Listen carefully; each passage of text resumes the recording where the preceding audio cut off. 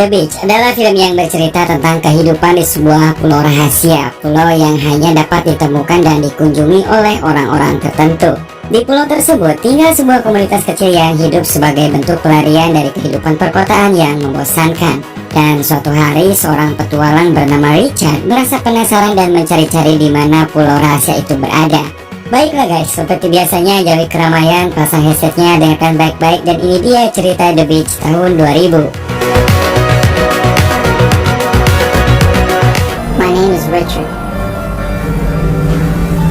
Di awal film diperlihatkan tentang kunjungan wisata Richard ke Bangkok, kota yang menjadi surganya para wisatawan, sekaligus gerbang menuju Asia Tenggara dengan sejuta pesona dan juga beragam sajian keindahannya. Di setiap kunjungannya ke negara manapun itu, si Richard ini selain menikmati keindahan, dia juga tertarik dengan berbagai hal unik dan ekstrim. Seperti saat sedang jalan-jalan di pasar, dia sempat mampir untuk mencoba meminum darah ular yang ditawarkan salah satu penjual di sana. Setelah itu, ia pun akhirnya mencari salah satu penginapan. Di saat istirahat, tiba-tiba si Richard ini dikagetkan dengan suara teriakan sampai kamarnya ditendang-tendang. Bukan itu saja, sewaktu Richard menoleh ke atas, sebuah kepala sudah nongol di ventilasi. Orang itu kemudian memanggilnya dan mengenalkan dirinya. Sembari menikmati satu linting daun kenikmatan bersama-sama, si Davi ini pun mulai membicarakan sebuah pulau rahasia yang hanya bisa dikunjungi oleh orang-orang tertentu. Dia juga menjelaskan kalau pulau tersebut punya pemandangan yang indah dan juga pantai yang benar-benar sangat mempesona. Richard yang memang beranggapan bahwa realita tidak sesuai dengan ekspektasi hanya menganggap Davi ini orang yang setengah sinting. Esok harinya, saat Richard pulang dari luar, tiba-tiba ia menemukan surat terletak di pintu kamarnya. Saat dibuka, ternyata isi surat itu adalah peta. Richard yang memang kebingungan dan penasaran tentang peta itu akhirnya berniat untuk menanyakan kepada si Davi. Namun secara mengejutkan, di sana ternyata Davi mati bunuh diri. Untuk membuktikan kebenaran ceritanya serta kebenaran peta itu, akhirnya ia pun mengajak salah satu pasangan turis di sebelah kamarnya untuk pergi bersama dan mencari sensasi liburan yang berbeda. Dari situlah awal perkenalan Richard, Etty, dan pacarnya yaitu Francois. Setelah bertanya-tanya dan membeli tiket, mereka bertiga akhirnya berangkat. Jarak yang sangat jauh membuat mereka harus berpindah-pindah transportasi, dari mulai kereta, kapal, dan yang lainnya. Dan singkat cerita, sampailah mereka di salah satu pantai wisata. Di sini Etin menjelaskan kalau perjalanan selanjutnya akan dilakukan esok hari. Namun ada satu masalah, kalau perahu yang mereka sewa besok tidak bisa langsung mengantar ke tempat tujuan, karena pulau itu adalah Taman Nasional Thailand dan dilarang untuk dikunjungi. Tapi walaupun begitu, mereka akan diantar ke pulau yang ada di sebelahnya, dan karena memang jaraknya dekat, Etin pun langsung menyarankan untuk berenang dari pulau itu. Malam harinya, Richard kembali mendapat dua teman baru dan menghabiskan malamnya bersama mereka. Di sini, salah satu dari mereka yang bernama Sammy mengatakan kalau dirinya pernah mendengar tentang keberadaan pulau rahasia yang tersembunyi. Dan menurut cerita yang didengarnya, di sana ada pantai yang benar-benar sempurna dan juga di pulaunya terdapat kebun ganja yang takkan habis walau dipakai setiap hari.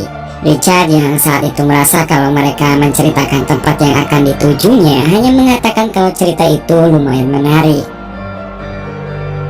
Pagi harinya sebelum Richard pergi, ia pun sempat menyalin peta yang dimilikinya dan langsung menaruh salinan itu di bawah pintu kamar Sammy dan temannya. Dengan menaiki sebuah kapal, Richard dan kawan-kawan sore harinya sampai juga di pantai dan menghabiskan waktu malamnya di sana. Saat malam, Richard yang sedang tertidur terbangunkan oleh Francois yang sedang merekam bintang. Di sana, kebersamaan Richard dan Francois pun dimulai dan terlihat kalau Richard di sini tertarik dan menyukainya. Pagi pun menjelang. Richard, Etty, dan Francois terlihat mulai bersiap untuk melanjutkan perjalanannya menyeberangi lautan untuk sampai ke pulau yang mereka tuju. Walau tak dipungkiri bahwa ketiganya merasa sedikit takut, tapi demi mencapai sebuah pengalaman yang benar-benar berbeda, mereka pun kemudian dengan semangatnya berenang dan mengalahkan batas rasa takut yang menyelimuti pikiran mereka. Richard dan kawan-kawan akhirnya sampailah di pantai dengan tenaga dan nafas mereka yang hampir habis. Tak lama kemudian, mereka pun kembali melanjutkan perjalanannya, menelusuri jajaran semak belukar liar hingga sampailah ke sebuah tempat yang tidak mereka duga. Sebuah perkebunan ganja yang luas membentang sejauh mata memandang. Saat Etienne dan Francois kegirangan dengan penemuan itu, Richard justru menemukan sebuah hal yang ganjil. Saat pandangannya melihat seekor kera dengan keadaan terikat di sana, benar saja ternyata ada pemilik kebun. Dan yang lebih mengkhawatirkan lagi, ia membawa senjata. Kekhawatiran semakin bertambah saat si pemilik kebun terbangun. Namun beruntung, akhirnya teralihkan oleh kedatangan penjaga yang muncul dari tempat lain. Walaupun begitu, bukan berarti Richard dan kawan-kawan bisa bernapas lega. Dengan berjalan sambil tiarap, mereka pun harus bergegas meninggalkan perkebunan tersebut dan sampailah mereka di tepi sungai. Richard yang merasa keadaan sudah aman memutuskan untuk kembali melanjutkan perjalanan dengan mengikuti sungai yang ada di sana. Namun perjalanan tersebut harus terhalang oleh sebuah air terjun yang cukup tinggi. Richard dan kawan-kawan sangat bingung dengan apa yang akan mereka lakukan selanjutnya, sehingga membuat Richard dan Etienne saling menyalahkan satu sama lain. Namun di saat itu, Francois seketika saja melompat, tubuhnya melayang dan akhirnya jatuh tepat di dasar air terjun. Richard dan Etienne pun kaget, namun setelah mereka melihat Francois selamat, mereka pun akhirnya menyusul. Saat mereka tertawa-tawa merayakan keberhasilan, tanpa disadari ternyata di pinggir sungai ada orang lain yang memperhatikan mereka. Bahkan turut pula memuji keberanian mereka serta mengajaknya untuk bertemu dengan pemimpinnya yang bernama Sal. Tidak lama setelah itu, sampailah mereka di pemukiman yang dihuni oleh beberapa turis dari berbagai negara. Sal yang merupakan pemimpin di sana menanyakan kenapa mereka bisa sampai di pulau ini. Richard lalu menjelaskan kalau dirinya bisa sampai di sini karena bantuan peta dari seorang yang bernama Davy. Sal yang memang mengenal Davy langsung mengutarakan kepada Richard kalau si Davy ini adalah salah satu pendiri komunitas petualang ini. Dan mereka pun terlihat sangat bersedih saat Richard mengatakan bahwa Davy telah tiada. Untuk menjaga kerahasiaan, Sal pun bertanya kembali siapa saja yang mengetahui peta ini. Etienne dan Francois pun langsung menjawab kalau mereka tidak memberitahukan kepada siapapun. Dan Richard juga langsung ikutan menjawab dengan jawaban yang sama. Dari situ, peta yang dibawa Richard pun akhirnya dibakar. Tak lama setelahnya, Richard dan kawan-kawan akhirnya dibawa ke sebuah tempat yang sekian lama menjadi impiannya. Ternyata surga yang diceritakan Davy, Sammy, dan temannya benar ada. Richard dan kawan-kawan akhirnya bisa melihat segala keindahan tergambar di hadapan mereka. Dengan pasir putih bersih membentang, pohon-pohon palem berdiri tinggi menjulang dan juga air pantai yang begitu bening dan menyilaukan. Semua seolah menjadi saksi bisu untuk setiap kebahagiaan yang tersaji di sana. Sejak saat itu, Richard dan kawan-kawan telah dianggap sebagai keluarga baru, bisa melakukan apapun di sana, berdiri bebas dengan melepaskan nuansa bising dan hiruk-pikuknya dunia luar yang semakin terasa kejam. Sal juga sesekali mulai menjelaskan tentang keadaan di sana, kalau mereka membangun semua tempat tinggal sendiri dan hidup benar-benar mandiri, serta kebanyakan dari mereka sudah menetap bertahun-tahun mempertahankan segala hal agar tidak sampai semua orang tahu. Untuk mencukupi sebagian keperluan, mereka pun hanya pergi sebulan sekali untuk menjual ganja dan membeli persediaan bekal, dan selebihnya mereka bercocok tanam sendiri. Mengenai penjaga bersenjata tadi, Sal menjelaskan mereka itu adalah petani ganja yang juga tinggal di sana. Komunitas Sal dan juga petani tersebut sebelumnya telah membuat kesepakatan kalau mereka boleh hidup berdampingan asal tidak saling mengganggu, dan Sal juga yang paling penting tidak boleh membawa lagi orang dari luar. Hari-hari setelahnya dilalui dengan berbagai aktivitas layaknya orang yang sedang liburan. Bermain kriket, bermain bola, belajar menangkap ikan, dan berbagai aktivitas lainnya yang menurut mereka ingin dilakukan. Malamnya ada sebuah ritual, yaitu mentato tubuh anggota baru yang ada di sana. Ya, sedikit menyakitkan sih, namun cukup terobati dengan keindahan lampion yang diterbangkan setelahnya. Dalam kebersamaan itu, Richard pun terlihat semakin tak bisa membendung perasaannya terhadap Francois. Esok harinya, tiba-tiba salah satu anggota komunitas di sana berteriak-teriak. Ternyata dia sakit gigi dan meminta izin untuk pergi dari pulau dan berobat ke dokter. Namun Sal menolaknya karena hal itu dilarang demi menjaga kerahasiaan mereka yang menetap di sana. Akhirnya anggota lainnya dengan beramai-ramai kegirangan mencabut giginya dengan paksa. Suatu malam, Francois menemukan Richard yang sedang melamun lalu mengajaknya jalan-jalan ke pantai. Tanpa disangka dalam kebersamaan itu, Francois mengungkapkan bahwa selama ini ia pun menyukai Richard dan sekaligus menyarankannya untuk merahasiakan hubungan mereka dari Etienne pacarnya. Setelah itu, mereka pun mulai berenang bersama dan saling meluapkan perasaannya. Suatu hari, Richard dan Etienne sedang mencari kayu. Tiba-tiba saja dia pun mengungkapkan kalau dirinya telah mengetahui apa yang selama ini terjadi antara Richard dan juga pacarnya. Awalnya Richard pura-pura nggak ngerti dengan apa yang dibicarakannya. Dengan sedikit emosi, ia pun langsung membentak dan mengatakan kalau semua orang sudah pada tahu. Dan jika memang Francois lebih bahagia bersama Richard, ia pun dengan berat hati merelakannya. Sejak saat itu hubungan mereka pun sudah tak lagi mereka sembunyikan. Seperti ketika mereka berada di pantai menunggu hujan untuk mencari ikan, Etienne lebih memilih sendiri sambil berusaha merelakan pacarnya yang kini bersama temannya. Karena waktu semakin sore dan hujan yang gak tahu kapan redanya, akhirnya Richard pun di sini memutuskan pergi mencari ikan seorang diri. Sampai ketika ia berada di tengah, Richard melihat Francois memanggilnya, dan berikutnya disusul juga mereka yang ada di sana. Richard yang menyangka bahwa Francois mengkhawatirkannya terlihat sangat senang, tapi ternyata seekor hiu justru melaju ke arahnya. Untunglah dengan keberuntungan yang berpihak padanya, hiu tersebut bisa dikalahkan, dan setelah itu Richard pun menceritakan pengalaman tersebut pada anggota-anggota lainnya.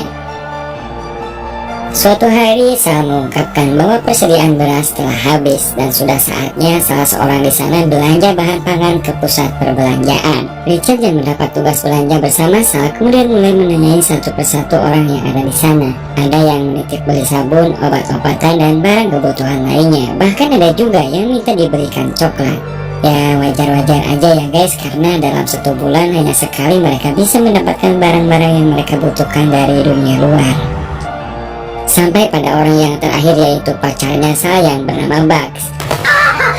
Tanpa basa-basi, dia langsung memeras senjata pamungkas Richard dan langsung mengungkapkan supaya menjaga barangnya tersebut.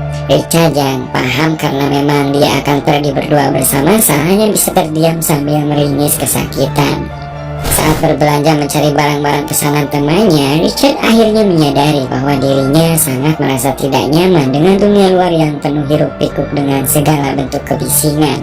Hingga akhirnya Richard sadar kenapa sampai sedemikian ketatnya peraturan di komunitas yang tidak boleh memberitahukan tentang keberadaan tempat tersebut pada orang lain. Semua itu agar mereka tidak merusaknya dan agar tetap terjaga alami.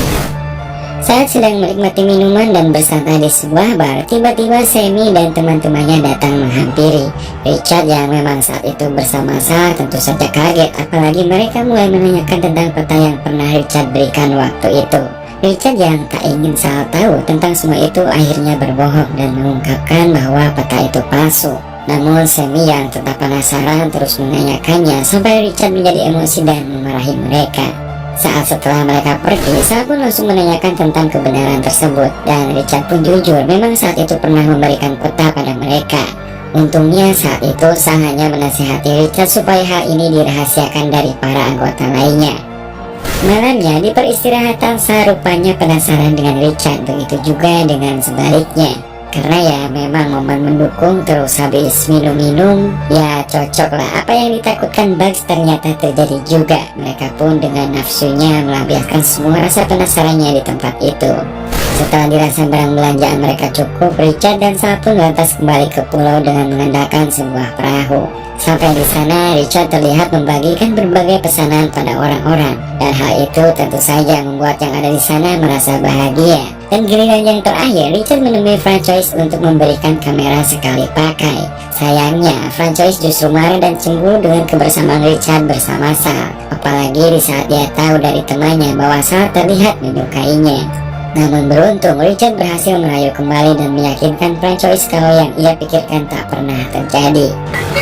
Suatu hari, saat keadaan sudah kembali seperti biasa, Stan dan Kristo diketahui telah diserang seekor hiu saat mencari ikan. Dalam keadaan itu, Stan mengalami keadaan yang sangat parah dan tak tertolong sampai akhirnya ia meninggal. Lagi-lagi demi kerahasiaan, Kristo tidak bisa mendapat pertolongan dari luar selain dengan mereka mengobatinya di sana. Namun keadaan yang selalu uring-uringan dan juga tidak kunjung membaik, mereka pun semua akhirnya sepakat untuk membuang Kristo dan meninggalkannya di luar. Sementara Etienne yang tidak tega melihatnya berusaha untuk meyakinkan agar mereka membawanya ke rumah sakit.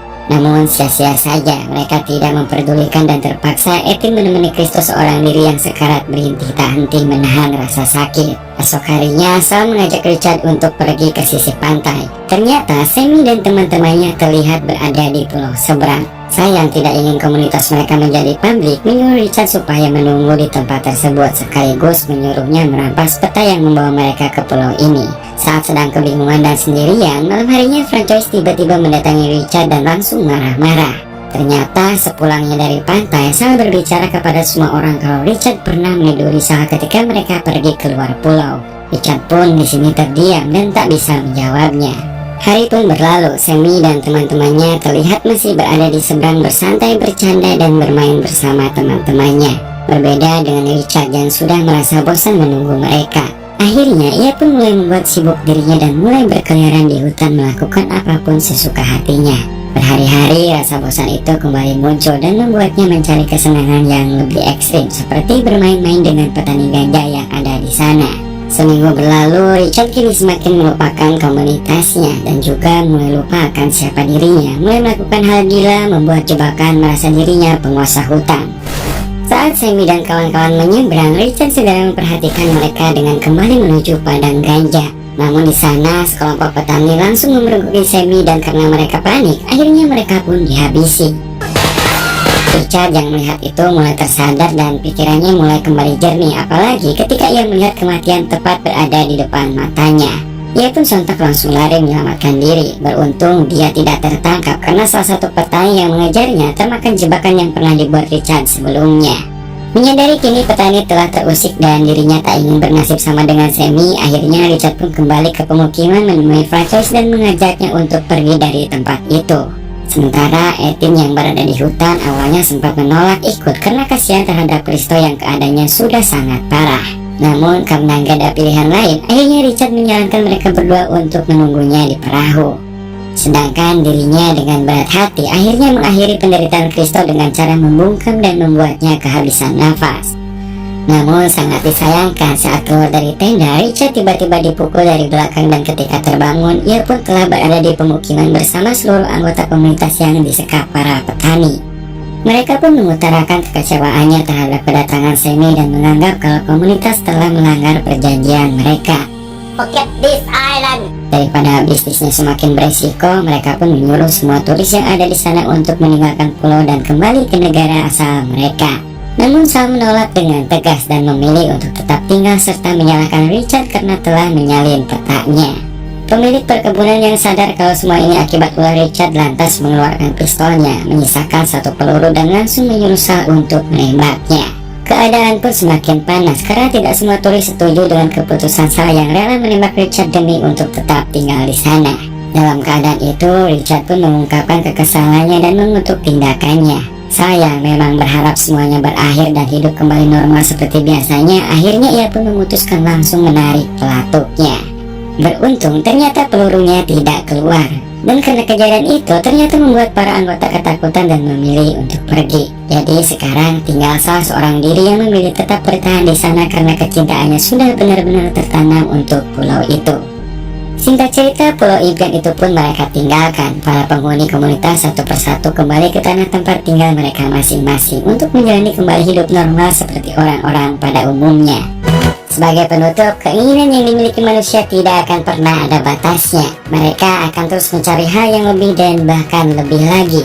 Biarpun demikian, hanya ada satu tempat saja yang menjadi akhir dari sebuah petualangan dan tempat itu adalah rumah. Semoga kalian terhibur dan suka dengan ceritanya. Terima kasih banyak buat kalian semua yang udah subscribe dan juga selalu nontonin video-video di channel ini.